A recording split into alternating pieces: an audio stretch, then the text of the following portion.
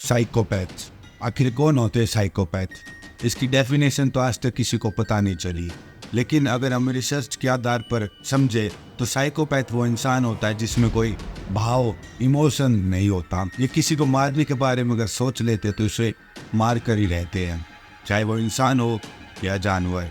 अगर हम आग बंद करके सोचे किसी भी साइको के बारे में कि कैसा होगा साइकोपैथ, तो हमारे मन में एक लंबे चौड़े इंसान का नाम आएगा, एक उसकी छवि आएगी। लेकिन क्या आप मानोगे कि आज जिसकी मैं बात करने वाला हूँ एक साइकोपैथ की, वो 8 साल का बच्चा है। ये कहानी है अमरजीत साडा की। ये कहानी शुरू होती है बिहार के एक छोटे से जिले के छोटे से गांव से, जिसका नाम था हुसैन। इस गांव में काफी बच्चे रहते थे और हर बच्चे की तरह सभी बच्चे खेलते थे, कूदते थे, एक साथ स्कूल जाते थे। इनके माँ बाप मेहनत मजदूरी करके अपना घर चलाते थे। सभी माँ बाप सुबह अपने बच्चे को स्कूल में छोड़ते और फिर मेहनत करने के लिए चले जाते। ऐसा ही हुआ चुनचुन देवी और उसकी बेटी के साथ। चुनचुन देवी सुबह अपनी बेटी को स्कूल में छोड़ के गई अपने काम के लिए, लेकिन फिर वापस अपनी बेटी को लेने आई तो उसकी बेटी उससे मिली नहीं। हर माँ की तरह चुनचुन देवी भी परेशान हो गई, भावुक हो गई, सबसे पूछने लगे कि मेरी बेटी कहाँ है, रोते रोते। लेकिन उसे उसकी बच्ची का कोई पता नहीं चला। तभी एक साडाई फैमिली का मेंबर उसके पास आता है और कहता है, शायद मैं तुम्हारी बेटी के बारे में जानता हूँ। फिर वे दोनों मिलकर मूर्ति भगवाननगर के पुलिस स्टेशन में जाते हैं चुनचुन देवी की बेटी की रिपोर्ट करने के लिए। रिपोर्ट बच्ची की थी, इसीलिए पुलिस ज्यादा सतर्क हो जाती है और काम पे लग जाती है। पुलिस जब थोड़ी छानबीन शुरू करती है तो उन्हें पता चलता है चुनचुन देवी की बेटी से ही पहले गांव से 2 और लड़कियां किडनैप हो चुकी हैं, यानी कि गांव में से टोटल अभी 3 लड़कियां गायब हैं। जब पुलिस थोड़ी और पूछताछ करती है तो उन्हें पता चलता है कि जो पहले 2 लड़कियां गायब हुई थी वे साडाई परिवार की फैमिली मेंबर थी। पूरे गांव में ये बात सुनकर दहशत का माहौल फैल जाता है। हर कोई डरने लगता है कि आखिर कौन लड़कियों को किडनैप कर रहा है इनके छोटे से गांव से। फिर जो चुनचुन देवी के साथ आया था साडा परिवार का मेंबर, वो उसे अमरजीत साडा के पास लेकर जाता है, जो कि एक 8 साल का छोटा बच्चा था, और कहता है ये तुम्हारी बेटी के बारे में शायद कुछ जानता है। पुलिस ने तुरंत अमरजीत साडा से पूछा, क्या तुम इन लड़कियों के बारे में कुछ जानते हो? अमरजीत साडा अजीब तरीके से हंसने लगा। उसके मुंह पे एक अलग सी स्माइल आ गई, लेकिन उसने कोई जवाब नहीं दिया। अब पुलिस को उस पर कुछ डाउट होने लगा। उसकी शैतानी हंसी देखकर पुलिस को डर लगने लगा था। पुलिस उसे फिर से पूछती है, क्या तुम इन लड़कियों के बारे में कुछ जानते हो? फिर अमरजीत साडा बोला, हाँ मैं जानता हूँ, लेकिन मैं तभी बताऊंगा जब आप मुझे बिस्कुट देंगे। पुलिस अजीब तरीके से सोचने लगी, लेकिन उसने कहा था कि वो लड़कियों के बारे में जानता है, तो पुलिस ने तुरंत उसे बिस्कुट दिया और फिर से पूछा, क्या तुम उस लड़कियों के बारे में जानते हो जो कि गायब हुई है? फिर अमरजीत साडा पुलिस को अपने पीछे लेकर जाता है जहाँ पे चुनचुन देवी की बेटी पढ़ती थी। उसी स्कूल के पीछे एक बंजर बगीचा था।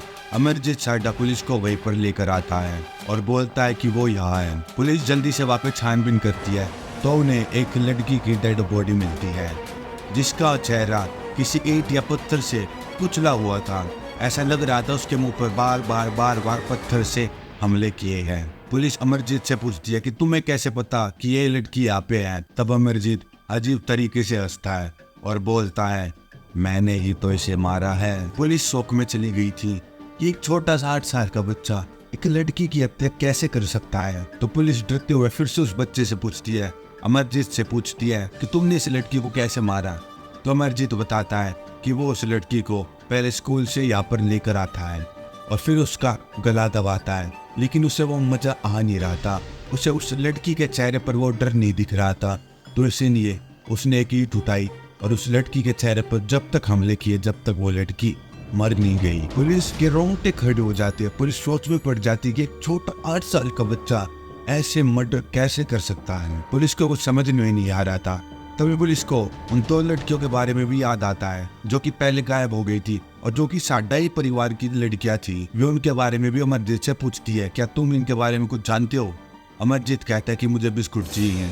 पुलिस तुरंत एक बिस्कुट लेकर आती है। फिर अमरजीत बोलता है उसी ने उन दोनों को भी मार दिया और वे दोनों उसी की बहनें थी, एक 6 साल की और एक 6 महीने की, और उन दोनों को भी इसने इसी तरह ईंट से बार हमला करके मारा था। पुलिस को अभी भी कुछ समझ नहीं आ रहा था। पुलिस को लगने लगा था कि ये झूठ बोल रहा है, लेकिन ऐसी हंसी के साथ पुलिस को कहीं ये भी लग रहा था कि ये सच भी बोल रहा है।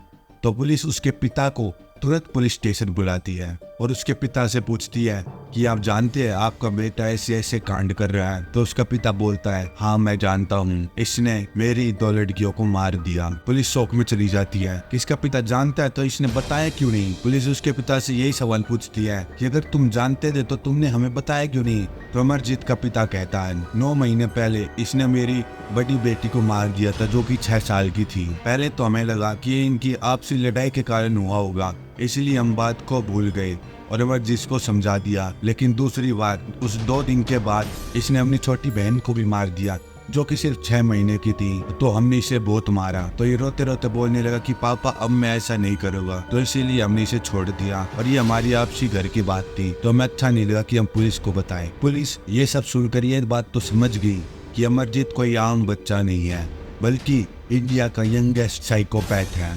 और ये बात पूरे शहर में फैल गई, जिसके बाद कुछ साइकोलॉजिस्ट इसे देखने के लिए आए और उनमें से किसी ने बताया कि इसे सैडिस्ट है, जिसमें इंसान अगर किसी को दर्द देता है तो उसे अच्छा लगता है। तो किसी ने बताया इसे बिहेवियर डिसऑर्डर है, जिसमें इंसान हमेशा गुस्से में रहता है, लेकिन ज्यादातर ये डिसऑर्डर टीनेजर्स में पाया जाता है। तो अभी भी ये सोचने वाली बात थी कि एक 8 साल के छोटे से बच्चे में ये कैसे हो सकता है। अमरजीत की उम्र सिर्फ 8 साल की थी, तो इसीलिए इंडियन लॉ के हिसाब से उसे जेल में तो नहीं भेजा जा सकता था, तो उसे बाल सुधार केंद्र में भेज दिया और डॉक्टर के बीच रहने की सजा दी। फिर अमरजीत 18 साल का हो गया और अब रिहा घूम रहा है। आज के टाइम में उसकी उम्र लगभग 24 साल की होगी, क्योंकि अमरजीत का जन्म 1998 में हुआ था। तो वो आज के टाइम में एक नए शहर में एक नए नाम के साथ एक नई जिंदगी जी रहा है।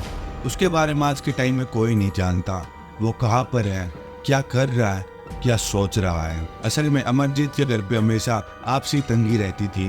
वह बहुत ही गरीब परिवार का था, इसीलिए उसके माँ बाप के बीच में लड़ाइयाँ चलती रहती थी, जिसका नेगेटिव असर अमरजीत के दिमाग में पड़ा और उसके दिमाग में एक साइकोपैथ माइंड डेवलप हो गया। इस केस के बाद बहुत सारी थ्योरीज भी सामने आई, जिसमें से एक थ्योरी है कि अमरजीत ने सिर्फ अकेले ने ये मर्डर नहीं किए, क्योंकि ये मर्डर प्लानिंग से किए गए थे। अमरजीत 8 साल का बच्चा है, वो कैसे मर्डर करके लड़कियों को झाड़ियों में छुपा सकता है? नहीं छुपा सकता है ना।